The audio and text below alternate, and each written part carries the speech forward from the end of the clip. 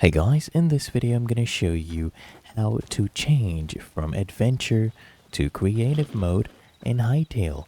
Now the first thing I want you to do is actually make sure you at least have operator permissions. So first thing, go ahead and press enter on your keyboard and I want you to just type in /help. I'll show you all the operator permissions. So press enter and then I want you to just go ahead and scroll down until you see OP. And then I want you to click here, and if you are the owner of the server, you can just click here on OP self. So /OP self, it will add operator permissions to yourself. You can just send that in chat, or you can ask the owner of the server to do /OP space add and then your username to give you that permission. And once you get the permission, what I need you to do is just press O on your keyboard. As you can see, game mode has been set to creative now.